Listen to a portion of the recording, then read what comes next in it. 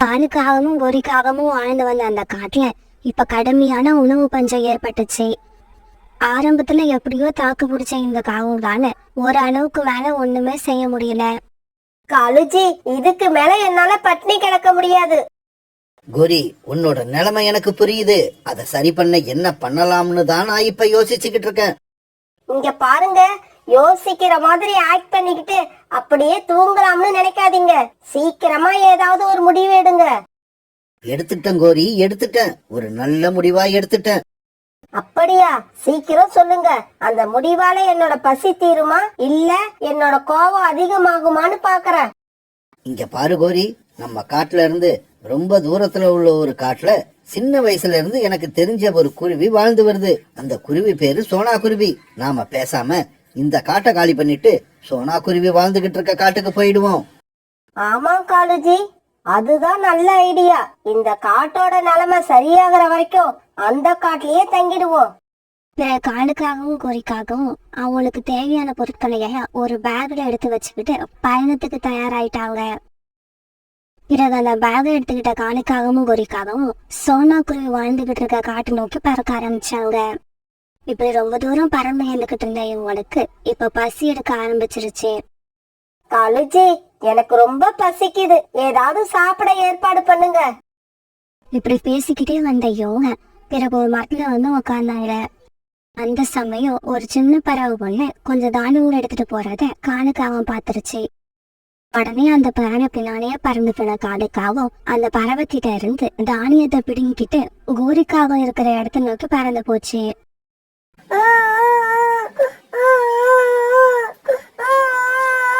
நான் ரொம்ப நேரம் அலைஞ்சி திரிஞ்சு கொஞ்சம் தானியங்களை எடுத்துக்கிட்டு வந்தேன். அதையும் இந்த காகங்கள் பிடுங்கிக்கிட்டு போயிட்டாங்க. இப்படி பிடுவிட்டு போன தானியங்களை காலுக்காவும் கோரிக்காவும் ரொம்பவும் சந்தோஷமா சாப்பிட்டாங்க. அப்படி சாப்பிட்ட இவங்க மறுபடியும் சோனா குருவி வசிக்கிற காட்டை நோக்கி பறக்க ஆரம்பிச்சாங்க. பிறகு மறுபடியும் ரொம்ப தூரம் பறந்து வந்த இந்த காங்கள் 2 பேரும் இப்ப சோனா குருவி வசிக்கிற காட்டுக்கு வந்து சேர்ந்துட்டாங்க. இப்படி வந்து இவங்க அவங்க ஒரு மரத்துல உட்கார்ந்துருந்த ரீட்டா கிளிக்கிட்ட சோனா குருவிய பத்தி விசாரிக்க ஆரம்பிச்சாங்க. ஏய் கிளி, சோனா குருவி வசிக்கிற வீடு எதுன்னு எங்களுக்கு கொஞ்சம் சொல்ல முடியுமா? அதுவும் எதிர்ல தெரியுது ஒரு வேப்ப மரம், அதுல இருக்கிற வீடுதான் சோனா குருவியோட வீடு. பிறகு காலுக்காகவும் கோரிக்காகவும் சோனா குருவி வீட்டை நோக்கி பறந்து போனாங்க. இப்படி போனவங்க சோனா குருவி வீட்டு கதவை தட்ட ஆரம்பிச்சாங்க. இந்த சமயம் ஜன்னலை திறந்துகிட்டு சோனா குருவியோட போன பூட்டி வெளியே எட்டி பார்த்தது. ஆமா, யாரு நீங்க? எதுக்காக எங்க வீட்டு கதவை தட்டுறீங்க? இங்க பாரு குருவி, என்னோட பேரு காலு. நான் உங்க அம்மாவோட சின்ன வயது நண்பன். உங்க அம்மா எங்க? அவங்கள கொஞ்சம் கூப்பிடு. இவங்க இப்படி பேசிக்கிட்டு இருக்கப்ப உணவு தேட போயிருந்த சோனா குருவி வீட்டுக்கு திரும்பி வந்துடுச்சு. பிறகு காலுக்காகவும் சோனா குருவி கிட்ட தங்களோட காட்டுல நடந்தது எல்லாத்தையும் சொல்லுச்சு. சோனா, நாங்க 2 பேரும் ரொம்ப கஷ்டப்பட்டுட்டோம். அதனாலதான் உன்னோட காட்டுக்கு வந்து உன் கூடவே தங்கலாம்னு முடிவு பண்ணணும். இங்க பாருங்க காலண்ணா, எங்க வீடு ரொம்பவும் சின்னது. நானும் என்னோட குழந்தையும் தங்குறதுக்கு தான் சரியா இருக்கும். இன்னைக்கு ராத்திரி நீங்க எங்க வீட்டுல தங்கிக்கோங்க. ஆனா நாளைக்கு உங்களுக்காக தனியா ஒரு கூட்டையோ இல்ல வீட்டையோ கட்டிக்கோங்க. பிறகு சோனா குருவி வீட்டுல இரவு உணவு சாப்பிட்ட காங்கள் 2 பேரும் அங்கேயே படுத்து தூங்கினாங்க. மறுநாள் பொழுது விடிஞ்சிச்சு. காலண்ணா, உங்களுக்கு இந்த காட்டை பத்தி ஏதாவது விவரம் தேவைன்னா என்ன கேளுங்க. இங்க பாரு சோனா, நேத்து ஒரு நாள் மட்டும்தான் நாங்க இந்த காட்டுக்கு புதுசு. இதுக்கப்புறம் இந்த காடு எங்களோடது. அதனால இந்த காட்டை பத்தி நீ எங்களுக்கு எதுவும் சொல்ல தேவையில்லை, நாங்களே தெரிஞ்சுப்போம். இப்படி சொல்லிட்டு காங்கள் 2 பேரும் பிறகு அங்க இருந்து பறந்து போனாங்க. இப்படி போனவங்க ஒரு பெரிய மரத்து உச்சியில அவங்களுக்காக அவசர அவசரமா ஒரு கூட்டை கட்டி முடிச்சாங்க. கோரி, இந்த காட்டுல உள்ள அருவி ரொம்பவும் அழகா இருக்கும்னு கேள்விப்பட்டிருக்கேன். வா, இப்பவே அங்க போவோம். இப்படி போனவங்க அருவிக்கரையில பறந்துகிட்டு இருக்க தும்பிகளை பார்த்த உடனே ரொம்ப சந்தோஷமாயிட்டாங்க. உடனே பயங்கரமா சத்தம் போட்டுக்கிட்டு அந்த தும்பிகளை எல்லாம் அந்த இடத்த விட்டு துரத்தி விட்டாங்க. பாவம் அந்த தும்பிகள் ரொம்பவும் பயந்து போய் அந்த இடத்த காலி பண்ணிட்டு வேற இடத்த நோக்கி பறக்க ஆரம்பிச்சாங்க. இப்படி பறந்து போய்கிட்டு இருக்கப்ப காலுக்காக ஒரு மரத்தோட கிளையில லேசா இடிச்சிடுச்சு. ஏய் மரமே, என்னோட ரெக்கைய காயப்படுத்திட்ட, உன்னை நான் சும்மா விட மாட்டேன். இப்படி சொன்ன காலுக்காகவும் பிறகு தன்னுடைய கூட்டுல வச்சிருந்த கோடாரியை தூக்கிட்டு வந்து அந்த கிளைய வெட்ட ஆரம்பிச்சது. காகமே, என்னோட பேச்ச கேளு. என்னோட கிளைய வெட்டாத. என்னோட கிளை எந்த தவறும் செய்யல. கிளை இருக்கிறத கவனிக்காம பறந்து வந்தது உன்னோட தவறு. ஆனா காலுக்காக அந்த மரம் சொன்னதை காதுல வாங்கவே இல்ல. அந்த கிளைய தன்னோட கோடாரியால வெட்டி கீழே தட்டிடுச்சு. அன்னைக்கு ராத்திரி தங்களோட கூட்டுல உட்கார்ந்திருந்த காலுக்காகவும் குறிக்காகவும் விட்டு பேசிக்கிட்டாங்க. காலுஜி, நம்ம வர வழியில ஒரு வாழை மரத்துல பழங்கள் பழுத்து இருக்கிறத பார்த்தேன். அப்ப நாளைக்கு பொழுது விடிஞ்ச உடனே நமக்கு அந்த வாழை மரத்துக்கிட்ட தான் வேலை இருக்குன்னு சொல்லு. மறுநாள் பொழுது விடிஞ்சிச்சு. பொழுது விடிஞ்ச கொஞ்ச நேரத்துக்கு எல்லாம் காங்கன் 2 பேரும் அந்த வாழை மரத்துக்கிட்ட போய் சேர்ந்துட்டாங்க. இப்படி போனவங்க முதல்ல வாழைப்பழங்களை பறிச்சு தங்களோட வயிறு முட்டை சாப்பிட்டாங்க. பிறகு அந்த வாழை மரத்துல உள்ள பழங்களை எல்லாம் பறிச்சு ஒரு கூடையில அடுக்க ஆரம்பிச்சாங்க. காகங்களே, பழங்களை பறிச்சது போதும், நிறுத்துங்க. இதுக்கு மேல பழங்களை பறிக்காதீங்க. ஏய் மரமே, என்னாச்சு உனக்கு? எதுக்காக இந்த பழங்களை நாங்க பறிக்க கூடாது? இந்த காட்டுல நீங்க மட்டும் இல்ல, உங்கள மாதிரி நிறைய பறவைகள் இருக்காங்க. அவங்களுக்கும் வயிறு இருக்கு, அவங்களுக்கும் பசி எடுக்கும். அதனாலதான் நான் என்கிட்ட இருக்கிற பழங்களை எல்லாருக்கும் பகிர்ந்து கொடுக்க ஆசைப்படுறேன்.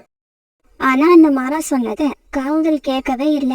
அந்த மரத்துல இருந்த பழங்கள் எல்லாத்தையும் பறிச்சு கூடையில வச்சுக்கிட்டு தங்களோட கூட்டுக்கு பறந்து போனாங்க. இப்படியே 2-3 நாட்கள் ஓடிடுச்சு. 2 காவங்களும் ஒரு நாள் ஒரு வயல்ல இருந்து 2 சோளத்தை பறிச்சு எடுத்துக்கிட்டு வந்தாங்க. இப்படி பறிச்சு எடுத்துட்டு வந்த சோளத்தை ஒரு மரத்துக்கு அடியில நெருப்ப மூட்டி அந்த நெருப்புல சோளத்தை சுட்டுக்கிட்டு இருந்தாங்க. காகங்களே, தயவு செய்து இந்த நெருப்பை என்னை விட்டு தூரமா எடுத்துக்கிட்டு போங்க. என்னோட உடம்பெல்லாம் எரியுது. உன்னோட உடம்பு எரிஞ்சா அதுக்கு நாங்க என்ன பண்ண முடியும்? நாங்க இப்போதைக்கு இந்த இடத்த விட்டு கிளம்ப மாட்டோம். 2 சோளத்தையும் சுட்டு முடிச்சு அதை சாப்பிட்டதுக்கு அப்புறம் தான் இங்க இருந்து போவோம்.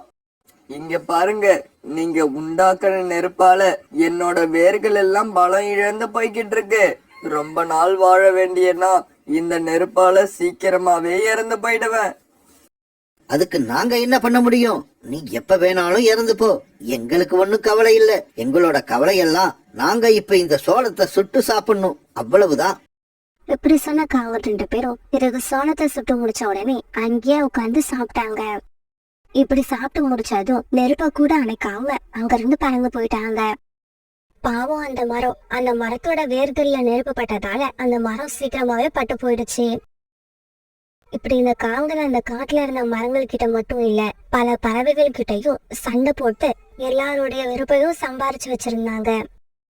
காங்கள் இப்படி தங்களுக்குன்னு ஒரு வீட்டை கட்டிக்காம தங்களுடைய இஷ்டப்படி சுத்தி வந்துகிட்டு இருந்த நேரத்துல அந்த காட்டுல இருந்த எல்லா பறவைகளும் மழை காலத்துக்காக தங்களுக்குன்னு ஒரு அழகான வீட்டை கட்டி முடிச்சிருந்தாங்க. இப்படியே சில நாட்கள் நகர்ந்துச்சு. பிறகு எல்லாரும் எதிர்பார்த்தபடி மழைக்காலமும் வந்துருச்சு. பறவைகள் எல்லாரும் முன்னெச்சரிக்கையா நடந்துகிட்டதால தங்களுடைய வீட்டுல உட்காந்து மழையை ரசிக்க ஆரம்பிச்சாங்க. மழை காலத்துக்காக சேர்த்து வச்சிருந்த உணவை சாப்பிட ஆரம்பிச்சாங்க. ஆனா காவல் அவங்க தங்கியிருந்த கூட்ட கூட சரியான முறையில பராமரிக்காததால அந்த கூடு இடிஞ்சு கீழே விழுந்துடுச்சு. கோரி வா, நாம அந்த பெரிய மரத்துக்கு அடியில போய் உட்காந்துப்போம். அப்பதான் நாம பாதுகாப்பாய் இருக்கலாம். அந்த மரத்துக்கு அடியில போய் உட்காந்த காவலை பார்த்த உடனே அந்த மரத்துக்கு கோபம் வந்துருச்சு. ஏய் காகங்களே, அந்த நாள் ஞாபகம் இருக்கா? நான் எவ்வளவோ கெஞ்சி கேட்டோம், நீங்க என் கிளைய இறக்கமே இல்லாம வெட்டி போட்டீங்க. அப்புறம் எப்படி இப்ப என் பக்கத்துல வந்து உட்காருங்க? போங்க இங்க இருந்து, இல்லன்னா என்னோட கிளையால உங்களை அடிச்சு விரட்டுவேன். இப்படி சொல்லிட்டு அந்த மரம் வேகமா ஆட ஆரம்பிச்சது. அதை பார்த்த காவல் 2 பேரும் பயந்து போய் அந்த இடத்த விட்டு வாழை மரத்தை நோக்கி பறக்க ஆரம்பிச்சாங்க. காலுஜி, இந்த இடம் ரொம்பவும் நல்லா இருக்கு. நம்ம மேல கொஞ்சம் கூட மழை நீர் படவே இல்லை. காங்கள் இதுல பேசிக்கிட்டு இருக்கப்ப அந்த வாழை மரம் தன்னோட விலைகளை வேற பக்கமா கொண்டு போயிடுச்சு. காலுஜி, இந்த வாழை மரம் ஏன் இப்படி பண்ணுது? நாம இப்ப மறுபடியும் மழையில நனைய ஆரம்பிச்சிட்டோம். ஏய் காகங்களே, என்னோட பேச்ச கேட்காம என் மரத்துல இருந்த எல்லா பழங்களையும் நீங்க சுயநலத்தோட பறிச்சுக்கிட்டு போனீங்கல்ல, உங்களுக்கு அதுக்கான தண்டனை இதுதான். உங்களுக்காக நான் எந்த உதவியும் செய்ய மாட்டேன். பிறகு காங்கள் புறாவோட வீட்டுக்கு போனாங்க. அங்க அவங்களுக்கு உதவி கிடைக்கல. உடனே காவல் 2 பேரும் ரீட்டா கிளி சோனா குருவி இப்படி எல்லாரோட வீட்டுக்கும் போனாங்க. ஆனா காவலோட சுயநலத்தை தெரிஞ்சுக்கிட்ட எந்த பறவையும் அவங்களுக்கு உதவி பண்ணல. பிறகு வேற வழியிலான அவங்க ஒரு பட்டு போன மரத்துக்கடையில வந்து உட்கார்ந்தாங்க. அந்த பட்டு போன மரம் கூட தானா பட்டு போகல. இந்த காவல் அந்த மரத்தோட வேர்ல நெருப்பு வச்சு எரிச்சதால்தான் அந்த மரம் இவ்வளவு சீக்கிரமா பட்டு போயிருந்தது. காலுஜி, இதுக்கப்புறம் நமக்கு எந்த பிரச்சனையும் இல்ல. இந்த மரப்பொந்துக்குள்ளேயே நம்ம எத்தனை நாள் வேணாலும் வாழலாம். அந்த சமயத்துல காத்து ரொம்ப வேகமா வீச ஆரம்பிச்சது. காங்கள் நெருப்பு வச்சு எரிச்சதால அந்த மரத்தோட வேர்கள்ல எல்லாம் பலமே இல்லாம இருந்தது. அந்த வேர்களால வேகமா வீசுற காத்தை எதிர்த்து வைக்க முடியல. அதனால சீக்கிரமாவே அந்த மரம் வேரோட கீழே சாய்ந்துருச்சு. அந்த மரத்துல இருந்த பொந்துக்குள்ள உட்கார்ந்துருந்த காவல் 2 பேரும் அந்த இடிபாடுகளுக்கு இடையில மாட்டிக்கிட்டு தங்களோட உயிரை விட்டுட்டாங்க. யாருக்குமே உதவி செய்ய மனசு இல்லாம சுயநலத்தோட வாழணும்னு நினைச்ச காவல் 2 பேரும் இப்ப அந்த இடத்துல இறந்து போய் கிடந்தாங்க.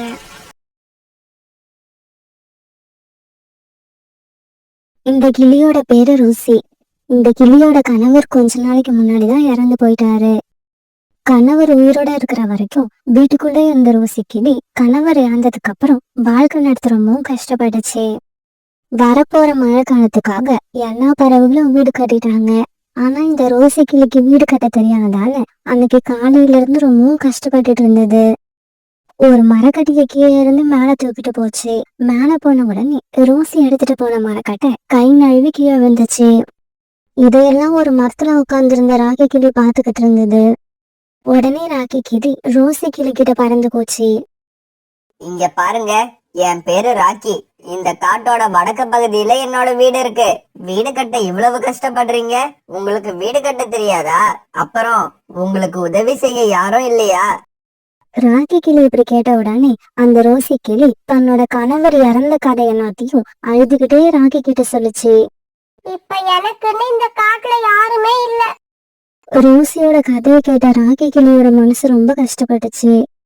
ரோசி, இதுக்கப்புறம் உனக்கு யாரும் இல்லைன்னு சொல்லாத. இனிமே நான் உனக்கு ஒரு அண்ணனா இருப்பேன்.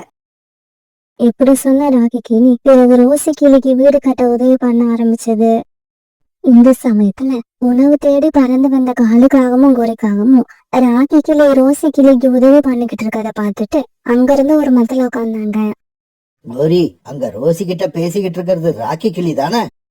ஆமா காலுஜி, அது ராக்கி கிளிதான்.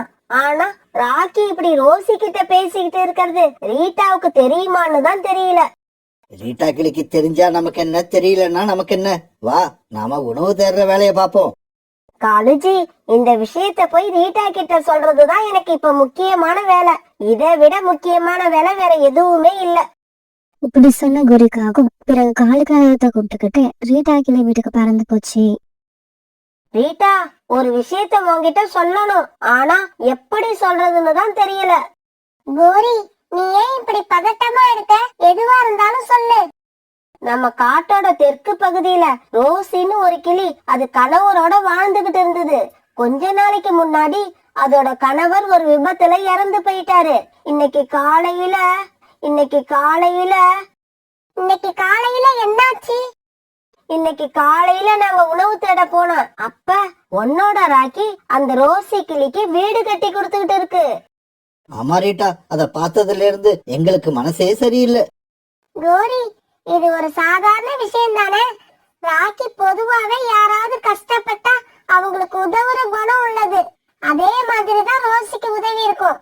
இத சொல்றதுக்காக நீ இவ்வளவு தூரம் வந்திருக்கணும்னு அவசியமே இல்ல. நான் வேற என்னமோ ஏதோன்னு பயந்து போயிட்டேன். என்னடா இது? ரீட்டா கிளி இந்த விஷயத்தை கேள்விப்பட்டு எரிமலையா வெடிக்கும்னு எதிர்பார்த்தா வெடிக்காத வெடி மாதிரி புஷ்ன்னு போயிடுச்சு. இங்க பாரு ரீட்டா, இது ஒண்ணும் நீ நினைக்கிற மாதிரி சாதாரண விஷயம் இல்ல. அந்த வீட்டை இன்னைக்கு ஒரு நாள்ல கட்டி முடிக்க முடியாது.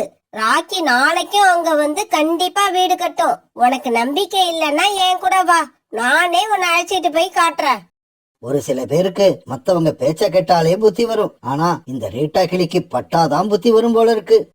இப்படி ரீட்டா கிளி கிட்ட பேசின காங்க பிறகு அங்கிருந்து கிளம்பி தன்னோட வீட்டுக்கு போயிட்டாங்க. ரோசி கிளிக்காக வீடு கட்ட ஆரம்பிச்ச ராக்கி கிளி கிட்டத்தட்ட பாதி வீடு கட்டி முடிச்சிருச்சு. ரோசி தங்கச்சி, நான் வீட்டுக்கு கிளம்புறேன். மீதி வேலையை நாளைக்கு வந்து முடிச்சு கொடுக்கறேன்.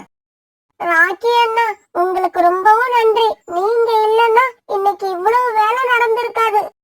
பிறகு ராக்கி கிளி தன்னோட வீட்டுக்கு பறந்து போச்சு. ரீட்டா, எனக்கு ரொம்ப பசிக்குது, சாப்பாடு எடுத்துக்கிட்டு வா. ராக்கி கிளியோட இந்த பேச்சுக்கு ரீட்டா கிளி எந்த பதிலும் சொல்லாம மௌனமா இருந்துச்சு.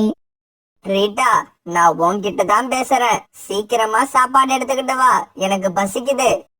சாப்பாடு கிச்சன்ல தான் இருக்கு, போய் எடுத்து வச்சு சாப்பிடுங்க. ரீட்டா, ஏன் இப்படி மூட் அவுட்டா இருக்கு? என்ன ஆச்சுன்னு தெரியலையே. இப்படி நினைச்ச ராக்கி கிளி பிறகு கிச்சனுக்குள்ள போய் சாப்பாடு எடுத்து வச்சு சாப்பிட ஆரம்பிச்சது.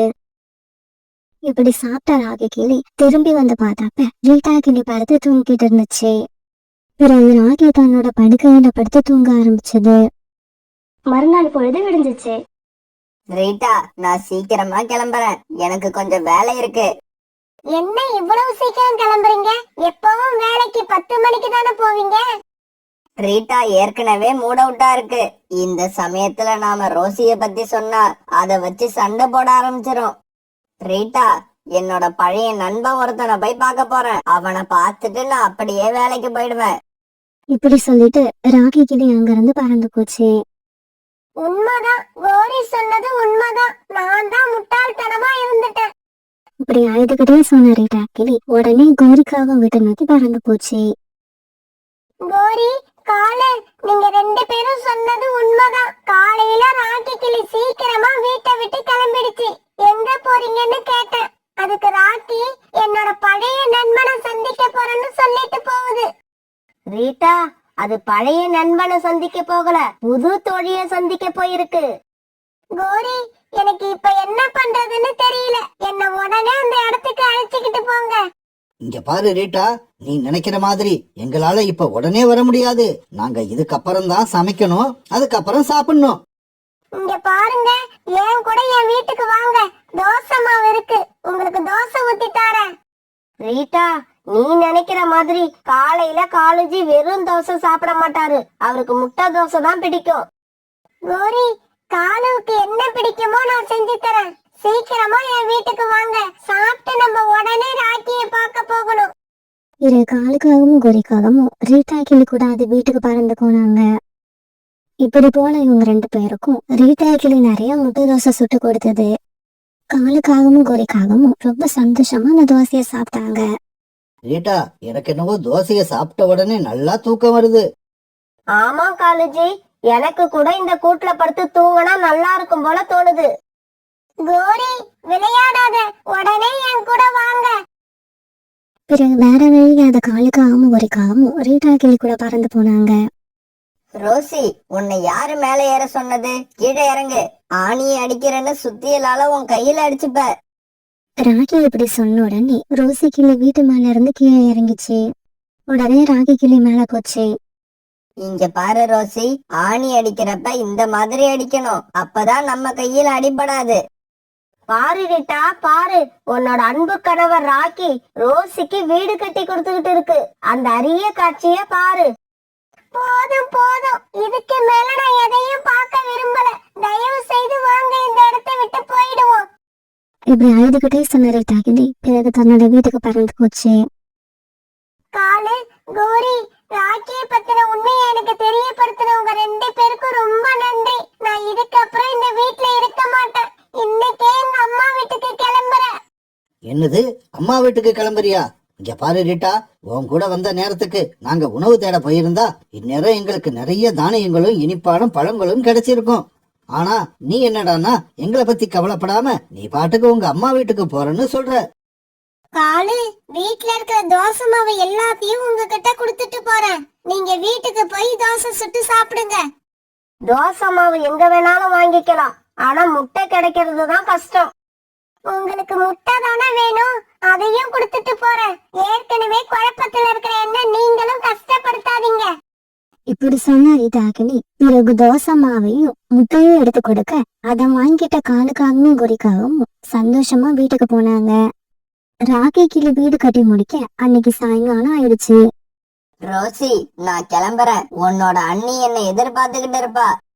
சரி அண்ணா, நீங்க கிளம்புங்க. அண்ணியை பார்க்க நானும் என்னைக்கு வரேன்னு சொல்லு, நானே வந்து உன்னை என்னோட வீட்டுக்கு அழைச்சுக்கிட்டு போறேன். இப்படி சொன்ன ராகி கிளி பிறகு தன்னோட வீட்டுக்கு பறந்து போச்சு.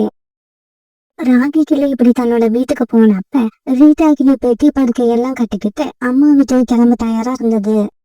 என்ன ரீட்டா, பேக் எல்லாம் எடுத்து தயாரா வச்சிருக்க, எங்க கிளம்பிட்ட?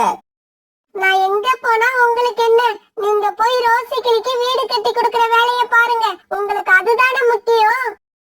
ரீட்டா, ரோசி பாவம் வீடு கட்ட தெரியாம தவிச்சுக்கிட்டு இருந்தது, அதனாலதான் அதுக்கு உதவி பண்ணனேன். நானும் இப்ப அதேதான் சொல்றேன், ரோசி பாவம் தவிச்சுக்கிட்டு இருக்கு, நீங்க அது கூடவே இருந்து அதுக்கு உதவி பண்ணுங்க. நான் எங்க அம்மா வீட்டுக்கு போறேன். இங்க பாரு ரீட்டா, சின்ன விஷயத்த பெரிய விஷயமாக்காத. உன்னோட மனசை யாரோ குழப்பிருக்காங்கன்னு நினைக்கிறேன். என் மனசை யாரும் குழப்பல, நான் தெளிவாதான் இருக்கேன். இப்படி சொல்ல ரீட்டா கிளி அங்க இருந்து பறந்து போச்சு. ரீட்டா ரீட்டா, நான் சொல்றத கேளு. ஆனா ரீட்டா கிளி நிக்கவே இல்ல, தன்னோட அம்மா வீட்டுக்கு பறந்து போயிடுச்சு. ரீட்டா கிளி இப்படி பறந்து போறத ஒரு மரக்கிளையில உட்கார்ந்து இருந்த சோனா குருவி பாத்துருச்சு. ரீட்டா இந்த நேரத்துல பேக் எடுத்துட்டு எங்க போகுது? எங்க போனாலும் என்கிட்ட சொல்லிட்டு போற ரீட்டா, இன்னைக்கு ஏன் என்கிட்ட சொல்லல? இந்த சமயத்துல காலுக்காகவும் கோரிக்காகவும் வீட்டுல முட்டை தோசை சாப்பிட்டுக்கிட்டு இருந்தாங்க. கோரி, ரீட்டா கிளி தோசை மாவுல இருந்து இவ்வளவு அருமையா தோசை வருது, அது எப்படி? காலுஜி, நீங்க இப்படி எல்லாம் கேப்பீங்கன்னு தெரிஞ்சுதான் நான் உங்களை வெளியில சாப்பிட விடாம வச்சிருந்தேன். அது சரி கோரி, ரீட்டா கிளி இப்ப அவங்க அம்மா வீட்டுக்கு போயிடுச்சு, இதுக்கப்புறம் நமக்கு சாப்பாடு? ரீட்டா கிளி மட்டும்தான் உங்க அம்மா வீட்டுக்கு போச்சு, ராக்கி கிளி இங்கதான் இருக்கு. அப்பன்னா நாளைக்கு காலையில நம்மளோட டார்கெட் ராக்கி கிளியோட வீடுதான். மறுநாள் பொழுது விடிஞ்சிச்சு. மறுநாள் காலையில ராக்கி கிளி எழுந்திருக்கிறதுக்கு முன்னாடியே காங்கள் 2 பேரும் அதோட வீட்டுக்கு போய் கதவை தட்ட ஆரம்பிச்சாங்க. காலு, கோரி, என்ன நீங்க 2 பேரும் இவ்வளவு காலையில வந்திருக்கீங்க? இங்க பாரு ராக்கி, இதெல்லாம் வெளியில நின்னு பேசுற விஷயம் இல்ல, வீட்டுக்குள்ள போ, உன்கிட்ட நிறைய பேசணும். இப்படி சொன்ன காங்கள் 2 பேரும் பிறகு ராக்கி கிளி வீட்டுக்குள்ள போனாங்க. ராக்கி, நேத்து சாயங்காலமா அவங்க அம்மா வீட்டுக்கு போய்கிட்டு இருந்த ரீட்டா கிட்ட பேசணும், அப்பதான் எங்களுக்கு நடந்த விஷயம் எல்லாம் தெரிய வந்துச்சு. ராக்கி, உன்ன மாதிரி ஒரு ஒழுக்கமான ஒரு கிளிய பாக்குறது ரொம்ப கஷ்டம். ரீட்டா கிளி இப்படி நடந்துக்கும்னு நான் நினைக்கவே இல்ல. ஆமா, அத கேள்விப்பட்டதுல இருந்து எங்களுக்கு மனசே சரியில்லை. காலேஜி, உங்களுக்கு ஒரு விஷயம் தெரியுமா? இந்த ரீட்டா கிளி ராக்கிய நிம்மதியாவே விடாது, எப்பவும் சந்தேகப்பட்டு சண்டை போட்டுக்கிட்டே இருக்கும். கோரி, நீங்க வந்து இப்படி பேசுறது என்னோட மனசுக்கு ஆறுதலா இருக்கு. என்ன நடந்துச்சுன்னு நான் முழுசா சொல்றேன், கேளுங்க. கோரி, எனக்கு வயிறு ரொம்ப பசிக்குது, வா வீட்டுக்கு போய் சாப்பிட்டுட்டு வந்து அப்புறமா ராக்கியோட கதையை கேட்போம். காலுஜி, என்ன இந்த சமயத்துல இப்படி பண்றீங்க? நிம்மதியா எதையாவது பேச விடுறீங்களா? ராக்கி, உன் வீட்டுல ஏதாவது சாப்பிட இருக்கா? இருந்தா எடுத்து கொடு. எது எப்படி போனாலும் காலுஜிக்கு நேரத்துக்கு கரெக்டா சாப்பிடணும், அவரால பசி தாங்க முடியாது. கோரி இப்படி சொன்ன உடனே வீட்டுக்குள்ள போன ராக்கி கிளி ஒரு தட்டுல சப்பாத்தியும் குருமாவும் வச்சு எடுத்துட்டு வந்துச்சு. என்ன ராக்கி, அவருக்கு மட்டும் எடுத்துக்கிட்டு வர? நான் சாப்பிடாம அவர் என்னைக்குமே சாப்பிட்டது கிடையாது. உடனே ராக்கி மறுபடியும் கிச்சனுக்குள்ள போய் கோரிக்காகத்துக்கு ஒரு பிளேட் கொண்டு வந்துச்சு. பிறகு இவங்க 2 பேரும் அந்த சப்பாத்தியை சாப்பிட்டு முடிச்சாங்க. ராக்கி, ரீட்டாவோட சமையலை விட உன் சமையல் பிரமாதமா இருக்கு. பிறகு ராக்கி கிளி நடந்த கதை எல்லாத்தையும் காங்கள் கிட்ட சொல்லி முடிச்சது. இங்க பாரு ராக்கி, இப்படி ஒரு மனைவி உன் பக்கத்துல இருக்கிறத விட இல்லாம இருக்கிறதே நல்லது. உனக்கு எப்பெல்லாம் யார்கிட்டயாவது பேசணும் போல தோணுதோ எங்க கிட்ட சொல்லு, நாங்க 2 பேரும் இங்க வந்துடுறோம், நாம சாப்பிட்டுக்கிட்டே பேச ஆரம்பிக்கலாம். இவங்க இப்படி பேசிக்கிட்டு இருக்கும்போது சோனா குருவி அங்க வந்துருச்சு. சோனா குருவிய பார்த்த காலுக்காகும் கோரிக்காகத்தோட காதுல இப்படி பேச ஆரம்பிச்சது. கோரி, சோனா குருவி வந்துருச்சு, இதுக்கப்புறம் நாம இங்க இருக்க கூடாது, உடனே இடத்த காலி பண்ணணும். பிறகு காலுக்காகவும் கோரிக்காகவும் அங்க இருந்து பறந்து தங்களுடைய வீட்டுக்கு போனாங்க. பிறகு வீட்டுக்கு வந்த சோனா குருவி கிட்ட ராக்கி கிளி நடந்தது எல்லாத்தையும் சொல்லுச்சு. இங்க பாரு சோனா, என்ன பத்தி உனக்கு நல்லா தெரியும், என் மேல எந்த தப்பும் இல்ல, தப்பெல்லாம் ரீட்டா மேலதான். இந்த சமயத்துல புறாவும் அங்க வந்தது. ராக்கி, நீ செஞ்சதெல்லாம் சரியில்லை, 1000 தான் இருந்தாலும் நீ ரீட்டாவை வீட்டை விட்டு வெளியில அனுப்பியிருக்க கூடாது. புறான்னா, ரீட்டாவை ராக்கி அண்ணன் வெளியில அனுப்பல, அதுவாதான் போயிருக்கு. இப்படி சொன்ன சோனா குருவி பிறகு நடந்தது எல்லாத்தையும் தெளிவா புறா கிட்ட எடுத்து சொல்லுச்சு. ரீட்டா அப்படி ஒன்னும் அவசரப்பட்டு முடிவெடுக்காது. அதோட மனசை யாரோ குழப்பிருக்கணும். ராக்கி, வீட்ல நீ மட்டும்தான் இருக்க. ஆனா இங்க 2 பிளேட் இருக்கு. அதுவா, காலுக்காகவும் கோரிக்காகவும் வந்திருந்தாங்க. ரீட்டா விஷயத்த பத்தி பேசிட்டு அப்படியே சாப்பிட்டுட்டு போனாங்க. சோனா, எனக்கு என்னவோ ரீட்டா கிளி வீட்டை விட்டு வெளியே போனதுல இந்த காகங்களுக்கும் பங்கு இருக்கும்னு நினைக்கிறேன். புறான்னா எதுவா இருந்தாலும் நாம ரீட்டா கிளிய பார்த்து பேசினாதான் ஒரு முடிவுக்கு வர முடியும். இப்படி பேசிக்கிட்ட சோனா குருவியும் புறாவும் பிறகு ரீட்டா கிளிய பார்க்க ரீட்டா கிளியோட அம்மா வீட்டுக்கு பறந்து போனாங்க.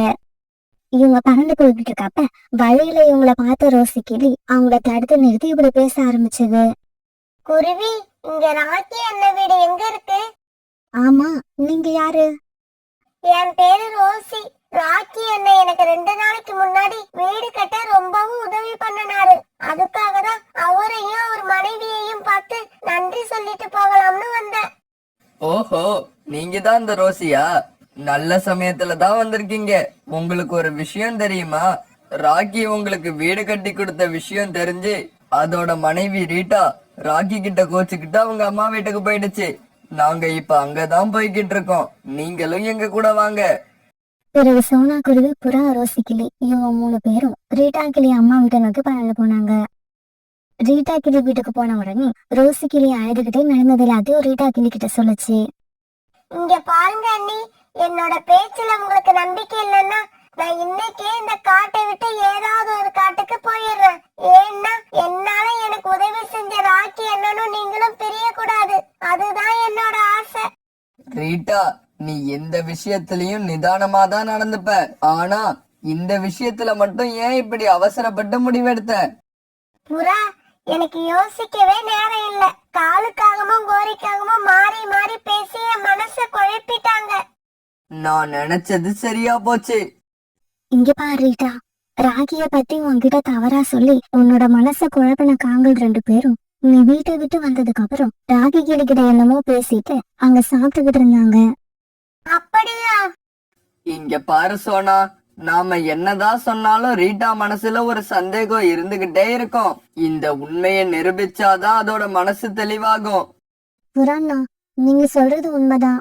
ரீட்டா, இப்பவே எங்க கூட கிளம்பி வா. இந்த காங்கள் யாருன்னு நாங்க உனக்கு புரிய வைக்கிறோம். இப்படி பேசிக்கிட்ட இவங்க எல்லாரும் பிறகு அங்கிருந்து பறந்து போக ஆரம்பிச்சாங்க. பிறகு ரொம்ப நேரம் கழிச்சு காலுக்காகவும் கோரிக்காகவும் ரீட்டா கிளி வீட்டுக்குள்ள போனாங்க. ரீட்டா கிளியோட வீட்டுக்கு பக்கத்துல ஒரு மரத்துக்கு பின்னால மறைஞ்சிருந்த இவங்க எல்லாரும் அதை பார்த்துட்டாங்க.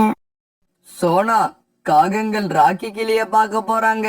வாங்க, நாம ஜன்னல் வழியா உள்ள என்ன நடக்குதுன்னு பாப்போம். இப்படி பேசிக்கிட்டு இருந்த பறவைகள் ரீட்டா கிளி வீடு நோக்கி பறக்க ஆரம்பிச்சாங்க. நான் ராத்திரி சாப்பாடு செய்ய போறதில்ல. எனக்கு பசியும் இல்ல. என்னோட மனசெல்லாம் ரீட்டாவையே நினைச்சுக்கிட்டு இருக்கு. என்னது, அம்மா வீட்டுக்கு போனா ரீட்டாவையே நினைச்சுக்கிட்டு இருக்கியா? இது எனக்கு ரொம்ப ஆச்சரியமா இருக்கு. ஏன்னா கோரி அம்மா வீட்டுக்கு போனா அவ திரும்பி வரக்கூடாதுன்னு தான் நான் வேண்டிப்பேன். ஆனா கடவுள் என்னோட வேண்டுகோளை இது வரைக்கும் நிறைவேற்றவே இல்லை. காலு இப்படி சொன்ன உடனே கோரி காலு திரும்பி பார்க்க காலு தலைய குனிஞ்சிருச்சு. இங்க பாரு ராக்கி, நீ கவலைப்படாத. உனக்கு ஒரு அழகான கிளிய நான் தேடி கல்யாணம் பண்ணி வைக்கிறேன். ஆமா, உன்னை இந்த நிலைமையில விட்டுட்டு நாங்க எப்படி நிம்மதியா இருக்க முடியும்? உனக்கு கல்யாணம் செஞ்சு வச்சே தீருவோம். அதனால நீ ரீட்டாவை பத்தி நினைக்கிறத மறந்துட்டு கிச்சனுக்கு போய் கிச்சடியை தயார் பண்ணு. எனக்கு என்னவோ ரீட்டாவை மறந்துட்டு வேற ஒரு கிளிய கல்யாணம் பண்றது தப்புன்னு தோணுது. எனக்கு என்னவோ நீ கிச்சனுக்குள்ள போகாம இன்னும் இங்கேயே நிக்கிறது தான் தப்புன்னு தோணுது. காங்களும் ராக்கி கிளியும் இப்படி பேசுனது எல்லாத்தையும் ஜன்னல் பக்கம் நின்னுகிட்டு இருந்த இவங்க எல்லாரும் கேட்டுக்கிட்டு இருந்தாங்க. வாங்க, நாம இப்ப வீட்டுக்குள்ள போக வேண்டிய நேரம் வந்துருச்சு. பிறகு இவங்க எல்லாரும் ரீட்டா கிளி வீட்டுக்குள்ள போனாங்க. காகங்களே, ஒத்துமையா இருக்கிற ஒரு குடும்பத்தை பிரிக்க நினைக்கிறீங்களே, உங்களுக்கு வெக்கமா இல்ல? இந்த காங்கள் 2 பேரும் அவங்க வயிறு நிரப்புறதுக்காக எதை வேணாலும் பண்ணுவாங்க. ராக்கி, என்ன மன்னிச்சிடுங்க. இந்த காகங்களோட பேச்சை கேட்டு நான் அவசரப்பட்டு உங்களை தப்பா நினைச்சிட்டேன். டேய் காலு, பிரிஞ்ச குடும்பம் ஒண்ணு சேர்ந்துருச்சு. இதுக்கப்புறம் இங்க இருக்கிறது ஆபத்து. கோரி, நீ இவங்க கூட பேசிக்கிட்டு இரு. நான் இப்ப வந்துடுறேன். காலுஜி, என்ன தனியா விட்டுட்டு எங்கேயும் போகாதீங்க. ராக்கி, இன்னும் ஏன் பாத்துக்கிட்டு இருக்க? இந்த காகங்களுக்கு என்ன கொடுக்கணுமோ அதை கொடுத்து அவங்கள சீக்கிரமா வீட்டுக்கு அனுப்பி வைப்போம்.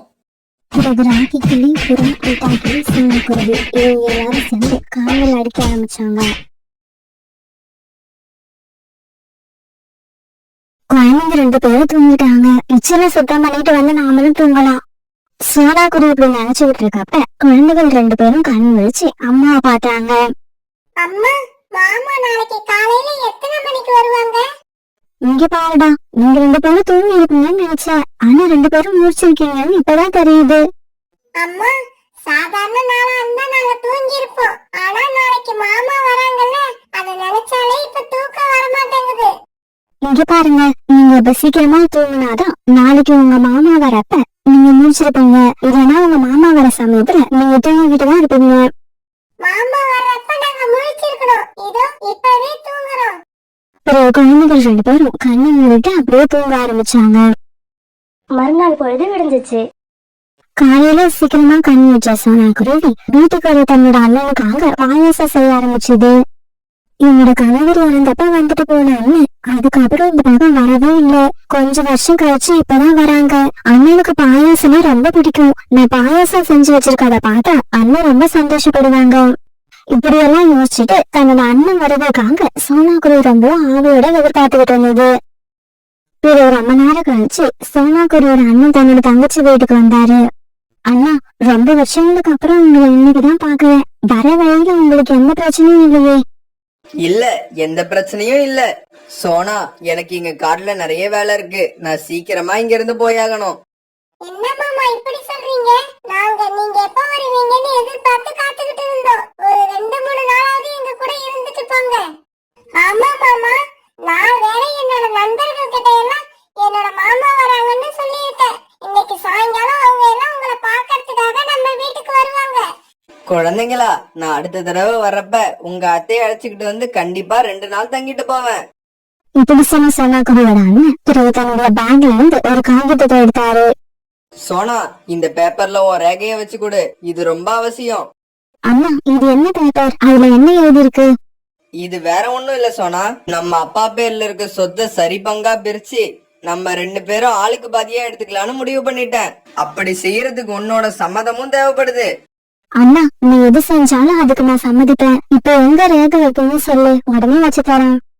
இப்படி சொன்ன சோனாக்குருவி பிறகு அந்த காகிதத்தை வாங்கி கொஞ்சம் கூட யோசிக்காம அந்த காகிதத்துல என்ன எழுதி இருக்குன்னு படிச்சும் பார்க்காம அதுல தன்னோட ரேகைய வச்சு அண்ணன் கிட்ட கொடுத்துச்சு. அம்மா, எந்த பேப்பர்லயும் அதுல என்ன இருக்குன்னு படிச்சு பார்க்காம கையெழுத்து போடக்கூடாதுன்னு எங்க டீச்சர் சொல்லியிருக்காங்க. அதனால அந்த பேப்பரை வாங்கி என்ன எழுதி இருக்குன்னு படிச்சு பாருங்க. பியூட்டி, நீ இந்த மாதிரி பேசக்கூடாது. நாங்க பெரியவங்க பேசிக்கிட்டு இருக்கப்ப இப்படி குறுக்க பேசுறது தப்பு. இவங்க அண்ணன் மேல எனக்கு நம்பிக்கை இருக்கு. அதனாலதான் இந்த காகிதத்துல நான் ரேகை வச்சு தரேன். பிறகு சோனாக்குருவியோட அண்ணன் தான் வந்த வேலை முடிஞ்சதும் அங்க இருந்து கிளம்ப தயாராயிட்டாரு. சரி சோனா, நான் கிளம்புறேன். எனக்கு நிறைய வேலை இருக்கு. அண்ணா, உங்களுக்காக நான் பாயாசம் பண்ணி வச்சிருக்கேன். அதை மட்டும் சாப்பிட்டுட்டு போங்க. இல்ல சோனா, நான் இன்னொரு நாள் வந்து சாப்பிட்டுக்கிறேன். நான் போற வழியில என்னோட நண்பன் ஒருத்தனை வேற பாக்கணும். இப்படி சொன்ன சோனாக்குருவியோட அண்ணன் பிறகு அங்கிருந்து பறந்து போயிட்டாரு. அம்மா, மாமா எப்படியும் ஒரு நாளாவது நம்ம வீட்ல இருப்பாங்கன்னு நினைச்சேன். ஆனா உடனே கிளம்பிட்டாங்க. அந்த பேப்பர்ல கையெழுத்து வாங்கறதுக்காக மட்டும்தான் அவர் இங்க வந்திருக்காரு. மத்தபடி அவர் நம்மள பார்க்க வரல. பியூட்டி இப்படி வாயால சொன்னதுதான் சோனாக்குருவியும் தன்னோட மனசுல நினைச்சுக்கிட்டு இருந்தது. அதனால அது எதுவும் பேசாம மௌனமாவே இருந்துச்சு. என்னங்க, உங்க தங்கச்சி என்ன சொன்னாங்க? ரேகை வச்சு கொடுத்தாங்களா? இவ்வளவு தூரம் போயிட்டு வேலையை முடிக்காம வருவானா? சோனா பிரிச்சு என்ன ஏதுன்னு படிச்சு பார்க்காமலேயே அந்த பேப்பர்ல ரேகை வச்சிருச்சு. இதுக்கப்புறம் எங்க அப்பாவோட எல்லா சொத்தும் எனக்கு மட்டும்தான். இப்ப நமக்கு பணம் தேவைப்படுறதால நம்ம வீட்டுக்கும் பக்கத்துல இருக்க நிலத்தை வித்துருவோம். மேற்கு பக்கம் இருக்கிற நிலத்தை நாம விவசாயம் பண்றதுக்கு வச்சுப்போம். காலுஜி, நம்ம பையன் ஜக்கு நகரத்துல வேலை பார்த்துக்கிட்டு இருக்கும்போது நாம மட்டும் எதுக்காக இந்த காட்டுல தனியா இருக்கணும்? பேசாம இங்க இருக்கிற எல்லாத்தையும் வித்துட்டு நாமளும் ஜக்கு கூடவே நகரத்துக்கு போயிடலாம். கோரி, நானும் அதை பத்தி தான் யோசிச்சுக்கிட்டு இருக்கேன். நாம சோனாக்குருவிக்கு ஒரு வீட்டை வாடகைக்கு விட்டுருக்கோம். அந்த வீட்டை சோனாக்குருவியே வாங்கணும்னு நினைச்சா அதுக்கிட்டே வித்துடுவோம். இல்லன்னா அது காலி பண்ணிக்கட்டும். நாம அந்த வீட்டை வேற யார்கிட்டயாவது வித்துருவோம். இந்த விஷயத்தை என்கிட்ட சொன்னா பத்தாது, உடனே போய் சோனா குருவி கிட்ட சொல்லிடுங்க. கோரிக்காவை இப்படி சொன்ன உடனே அந்த விஷயத்த சொல்றதுக்காக காலுக்காக சோனாக்குருவி வீட்டுக்கு போச்சு. இப்படி போற வழியில ஒரு இடத்துல சோனாக்குருவி உட்கார்ந்து இருக்கிறத பார்த்துட்டு காலுக்காக அது கிட்ட போச்சு. சோனா, நானும் கோரியும் இந்த காட்டை விட்டு எங்க பையன் ஜக்கு வேலை பார்க்கிற நகரத்துக்கே போறதா முடிவு பண்ணிட்டோம். அங்க போறதுக்கு முன்னாடி இங்க உள்ள சொத்துக்களை வித்துடலாம்னு ஐடியா பண்ணிருக்கோம். அந்த வீட்டை நீயே வாங்கிக்கிட்டீங்கன்னா எங்களுக்கு ரொம்ப திருப்தியா இருக்கும். ஏன்னா இவ்வளவு நாள் அந்த வீட்டுல நீயே இருந்துட்ட. இப்ப உன்னை காலி பண்ண சொல்லிட்டு அந்த வீட்டை யாரோ ஒருத்தர்கிட்ட விற்கிறதுல எங்களுக்கு இஷ்டம் இல்லை. அதனால எப்படியாவது பணத்தை ரெடி பண்ணி நாளைக்குள்ள அந்த வீட்டை விலைக்கு வாங்கிக்க. ஒரு வேலை முடியலன்னா வேற வழியே இல்லை, நீ நாளைக்கே அந்த வீட்டை காலி பண்ணி ஆகணும். இப்படி சொல்லிட்டு காலுக்காக அங்க இருந்து பறந்து போயிடுச்சு. காலுக்காக தொடங்கின பேச்ச கேட்ட சோனாக்குருவிக்கு இப்ப குழப்பம் வந்துருச்சு. அந்த குழப்பத்தோடவே தன்னோட வீட்டுக்கு பறந்து போச்சு. வீட்டுக்கு போன சோனாக்குருவி தன்னோட குழந்தைங்க கிட்ட ஒரு விஷயத்த சொல்லுச்சு. நம்ம கிட்ட பணம் இருந்தா இந்த வீட்டை விலைக்கு வாங்கி இங்கேயே இருக்கலாம். ஆனா நம்ம கிட்ட பணம் இல்ல, என்ன பண்றது? அதனால நம்ம இந்த வீட்டை காலி பண்ணிட்டு வேற வீட்டுக்கு தான் குடி போய் ஆகணும். அம்மா, எனக்கு இந்த வீடு தான் பிடிச்சிருக்கு. நான் இந்த வீட்டை விட்டு வர மாட்டேன். அதுவும் இல்லாம என்னோட நண்பர்கள் எல்லாரும் இங்க பக்கத்துல இருக்காங்க. நம்ம வேற வீட்டுக்கு போயிட்டோம்னா அவங்கள பார்க்க முடியாது. அம்மா, குக்குவ பார்க்க பாவமா இருக்கு. நீங்க ஏதாவது பண்ணி இந்த வீட்டை வாங்கறதுக்கு முயற்சி பண்ணுங்கம்மா. குழந்தைங்களோட இந்த பேச்ச கேட்ட சோனாக்குருவி பிறகு தன்னுடைய அண்ணன் வீட்டுக்கு போய் உதவி கேட்கறதா முடிவு பண்ணிடுச்சு. சரி, நாளைக்கு நாம எல்லாரும் உங்க மாமா வீட்டுக்கு போவோம். அங்க உங்க தாத்தாவுக்கு சொந்தமான நிலம் இருக்கு. அதுல எனக்கு சேர வேண்டிய பாகத்தை விட்டு அந்த பணத்தை எடுத்துட்டு வந்து இந்த வீட்டை விலைக்கு வாங்குவோம். பிறகு மறுநாள் சோனாக்குருவி குழந்தைங்களை கூப்பிட்டுக்கிட்டு தன்னோட அண்ணன் வீட்டுக்கு பறந்து போச்சு. வேற வழியில சோனாக்குருவி ஒரு இனிப்பு பண்டங்கள் விற்கிற கடையில தன்னோட குழந்தைங்களுக்கு ஸ்வீட் வாங்கி கொடுத்துச்சு. பிறகு தன்னோட அண்ணனுக்கு கொஞ்சம் ஸ்வீட் வாங்கிக்கிட்டு மறுபடியும் பறந்து போக ஆரம்பிச்சாங்க. இப்படி போனவங்க சீக்கிரமாவே சோனாக்குருவியோட அண்ணன் வீட்டுக்கு போய் சேர்ந்துட்டாங்க. என்ன சொன்னா திடீர்னு வந்து நிக்கிற? ஏதாவது முக்கியமான விஷயமா? ஆமா அண்ணி, அண்ணன் கிட்ட ஒரு முக்கியமான விஷயமா பேசணும், அதுக்காக தான் வந்தேன். உங்க அண்ணன் இப்ப வர்ற நேரம். நான் டீ போட்டு எடுத்துக்கிட்டு வரேன், சாப்பிடுங்க. அதுக்குள்ள உங்க அண்ணன் வந்துருவாரு. பசங்களா, நீங்க 2 பேரும் வீட்டுக்கு பக்கத்துல இருக்கிற நம்ம வயல்ல போய் விளையாடுங்க. மாமா வந்த உடனே நான் வந்து உங்களை அழைச்சிட்டு வரேன். சோனா, நம்ம வீட்டுக்கு பக்கத்துல இருக்கிற வயல் இப்ப நம்மளோடது கிடையாது. அதை விற்பனை பண்ணியாச்சு. என்னது, இந்த வயலை வித்துட்டீங்களா? வீட்டுக்கு வந்தப்ப கூட அண்ணன் இத பத்தி என்கிட்ட எதுவுமே சொல்லல. அப்பாவுக்கு சொந்தமான நிலத்தை என்ன கேட்காம அண்ணன் எப்படி விற்க முடியும்? உங்க அண்ணன் இப்ப வந்துருவாரு. இந்த கேள்வியை எல்லாம் உங்க அண்ணன் கிட்டயே கேட்டுக்கோ. சோனாக்குருவியோட அண்ணன் இப்படி சொல்ற சமயத்துல அவங்க அண்ணனும் வீட்டுக்குள்ள வந்துட்டாரு. என்னங்க, நம்ம வீட்டுக்கும் பக்கத்துல இருக்கிற நாட்டை வித்தத பத்தி உங்க தங்கச்சி கேக்குறாங்க. அது என்னன்னு உங்களுக்கு விளக்கமா சொல்லுங்க. ஆமா சோனா, இந்த நிலத்தை வித்தாச்சு. எனக்கு கொஞ்சம் பணம் தேவைப்பட்டது, அதனால இந்த நிலத்தை வித்துட்டேன். அண்ணா, உனக்கே தெரியும், என்னோட கணவர் எழுந்ததுக்கு அப்புறம் நான் வாடகை வீட்டுலதான் குடியிருக்கேன். ஆனா இப்ப ஹவுஸ் ஓனர் வந்து அந்த வீட்டை விற்க போறதா சொல்லிட்டாங்க. அதனால எனக்கு சேர வேண்டிய பங்கை வித்து அந்த வீட்டை வாங்கலாம்னு முடிவு பண்ணி நான் இங்க வந்தேன். அப்பாவோட சொத்துல உனக்கு சேர வேண்டிய பங்குன்னு எதுவும் கிடையாது. அப்பாவோட சொத்துல எனக்கு எதுவும் தேவையில்லை. எல்லாத்தையும் நீயே எடுத்துக்கன்னு எழுதிருந்த பத்திரத்துல அன்னைக்கு உங்க வீட்டுக்கு வந்தப்ப ரேக வச்சு கொடுத்தியே, அத மறந்துட்டியா? தன்னோட அண்ணன் இப்படி சொன்னதை கேட்ட சோனாக்குருவிக்கு இப்ப பயங்கர அதிர்ச்சி ஆயிடுச்சு. அண்ணா, உங்க மேல அவங்க நம்பிக்கையாதான் அன்னைக்கு நீ சொன்ன உடனே அந்த பத்திரத்துல நான் ரேக வச்சு கொடுத்தேன். நீங்க இப்படி ஏமாத்துவீங்கன்னு நான் நினைக்கவே இல்லை. இங்க பாரு சோனா, இப்படி எல்லாம் பேசாத. அன்னைக்கு உங்க அண்ணன் வீட்டுக்கு வந்தப்ப நீயே இஷ்டப்பட்டுதான் அந்த பத்திரத்துல ரேக வச்சு கொடுத்திருக்க. உங்க அண்ணன் ஒண்ணு வலுக்கட்டாயப்படுத்தி அதுல ரேக வைக்க சொல்லல. குக்கும் பியூட்டியும் நடந்தது எல்லாத்தையும் எதுவும் பேசாம பாத்துக்கிட்டு இருந்தாங்க. அவங்களால என்ன நடக்குதுன்னு எல்லாத்தையும் புரிஞ்சுக்க முடிஞ்சது. இங்க பாரு சோனா, உன்னோட கல்யாணத்துக்கு நானும் செலவு பண்ணிருக்கேன். அதையெல்லாம் நினைச்சு பாரு. அதையெல்லாம் நினைச்சு பாக்குற மனசு இருந்தா அவங்க எதுக்கு சொத்துல பங்கு கேட்டு இங்க வராங்க? இந்த காலத்துல அண்ணன் தம்பி எல்லாம் முக்கியம் இல்லைங்க, சொத்து தான் முக்கியம். சோனா, இப்பவும் சொல்றேன், நான் உன்னை ஏமாத்தல. உன் கல்யாணத்துக்கு நான் எழுதி வச்ச செலவு கணக்கு அப்படியே இருக்கு. வேணும்னா எடுத்துக்கிட்டு வரேன், அத பாரு. அத பார்த்தன்னா சொத்துல பங்கு கேட்டு வந்தது எவ்வளவு பெரிய தப்புன்னு நீயே புரிஞ்சுப்ப. தன்னோட அண்ணனும் அண்ணியும் இப்படி எல்லாம் பேசினதை கேட்ட சோனாக்குருவிக்கு அதுக்கப்புறம் அந்த வீட்டுல ஒரு நிமிஷம் கூட இருக்கிறதுக்கு விருப்பம் இல்ல. குழந்தைங்கள கிளம்புங்க, இதுக்கப்புறம் இந்த வீட்டுல இருக்கிறதுக்கு நமக்கு எந்த உரிமையும் இல்ல. இப்படி சொல்ல சோனா குருவி பிறகு தன்னுடைய குழந்தைங்களை கொட்டுக்கிட்டு அந்த வீட்டை விட்டு பறந்து போயிடுச்சு. என்னங்க, நல்ல வேலை நம்ம முன்னாடியே உங்க தங்கச்சி கிட்ட கையெழுத்த வாங்கி அந்த நிலத்தை வித்துட்டோம். இல்லன்னா இந்நேரம் பாதி பங்கு உங்க தங்கச்சி கிட்ட கொடுக்க வேண்டி வந்திருக்கும். வீட்டுக்கு வந்த சோனா குருவி தன்னுடைய குழந்தைங்க கிட்ட இப்படி பேச ஆரம்பிச்சது. மூடி, காகிதத்துல என்ன எழுதி இருக்குன்னு படிச்சு பார்க்காம கையெழுத்து போடுறது தப்புன்னு அன்னைக்கு நீ சொன்னப்ப எனக்கு புரியல. ஆனா இப்ப எங்க அண்ணன் எனக்கு நல்லா புரிய வச்சுட்டாரு. இப்படி சொன்ன சோனா குருவி கண்ணீர் விட்டு அழ ஆரம்பிச்சது.